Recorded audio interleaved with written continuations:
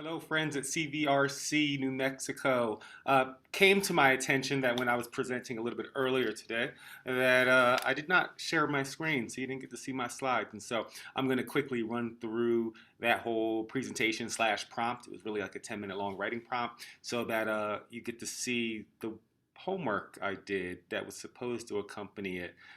If you got something out of it, great. That's why you're always prepared for when your slides don't work. If you didn't get something out of it and you're like, what the heck is this guy talking about? This bud's for you.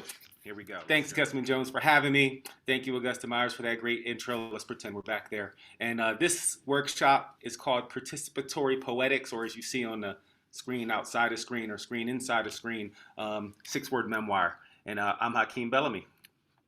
So we have to start this workshop from a premise that words matter, right? And William Raspberry, one-time reporter for the Washington Post, said this: yes, words matter. They may reflect reality, but they also have the power to change reality, the power to uplift and to abase. And that is the kind of work that we're all in. We're all in the work of changing the narrative trajectory of a life, especially after someone's been a victim of crime. And so, yeah, we're actually trying to figure out what that magic is to literally change direction. And as counselors, as advocates, as ombudsmen, as listeners, that's what we do. Like, we get people to tell us their stories. We try to help, and we try to help them craft a new narrative. So if words do matter, they manifest reality, then let's use fewer of them to say the same thing, right? Words matter, and the right words matter most of all. And in the end, they're all that remain of us, right? Same kind of idea, theme, and essence, a little bit smaller, right? Now we're getting into poetry that we sometimes call the economy of language. Like, how do we say a lot with a little? How do we put the right collection of words together to have impact, and not just, all the words that come to our brain and kind of word vomit out, as they say, kind of like what I'm doing to you now. How do we turn that into poetry?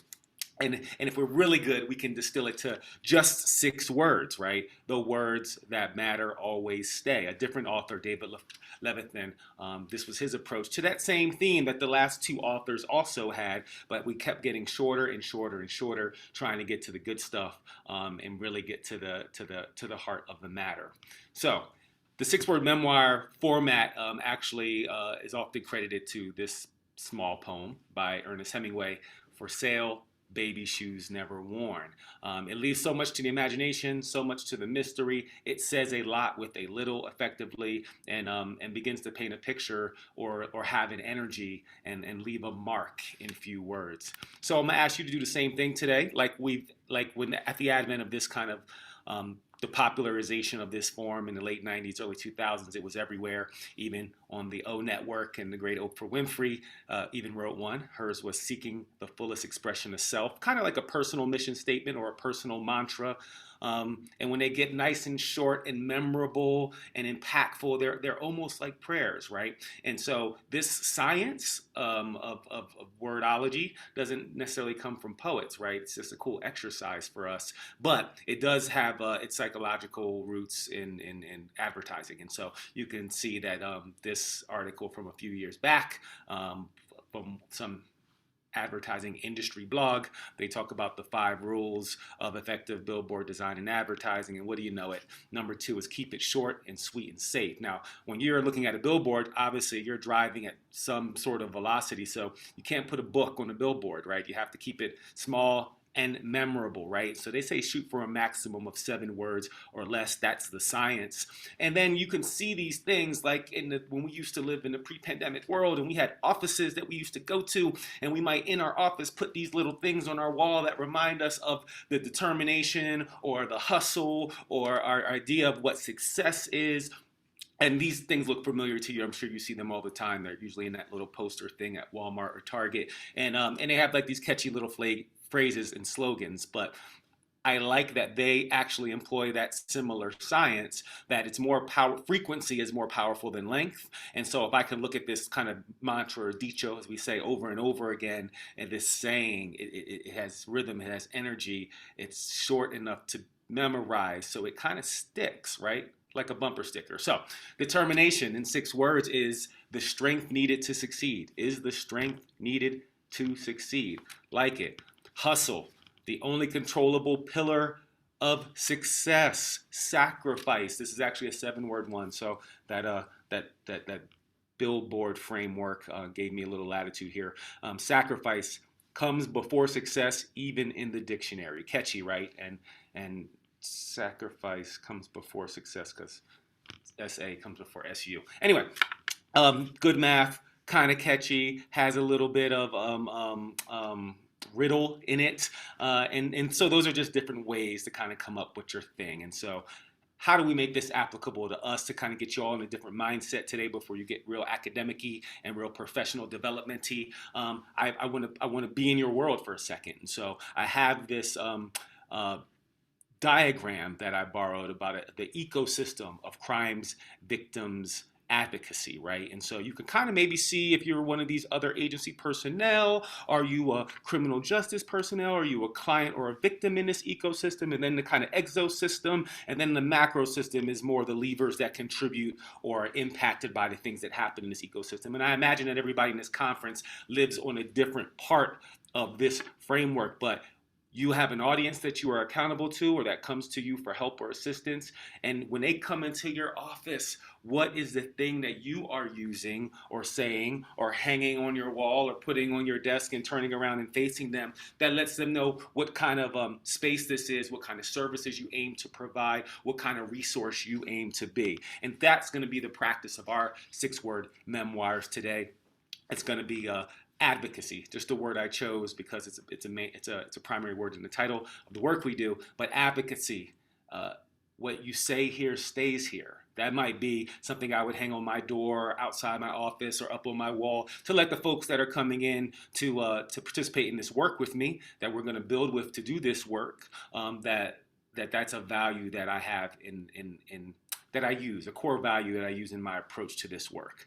And then advocate, also a noun. What does that mean, or what is it trying to impart, or what conditions is it trying to create? Made whole through justice and reparations.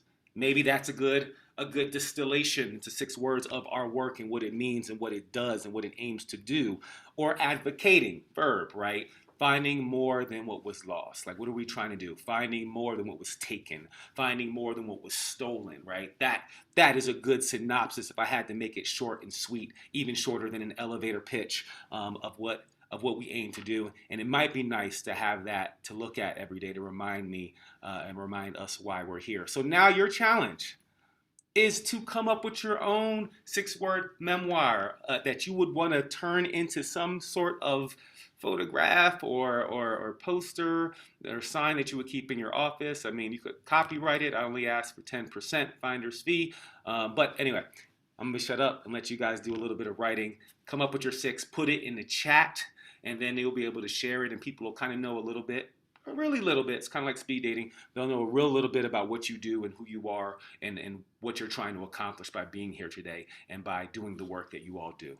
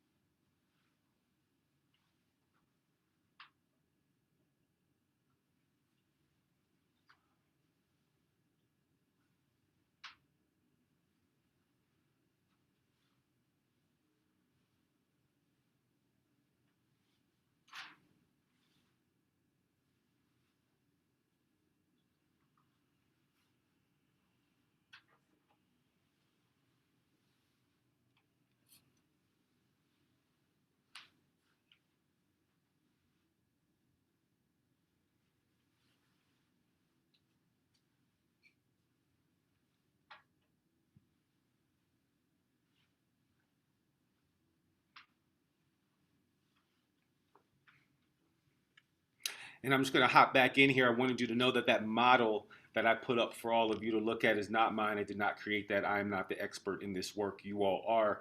Was actually part of a paper, 2014 paper in the Journal of Interpersonal Violence by Michelle Hughes Miller of the University of South Florida. If you want to do some homework on that diagram or this paper, the title is Effective Advocacy in Rural Domains, Applying an Ecological Model to Understanding Advocates' Relationships. So that's my bibliography and my citations page for this workshop.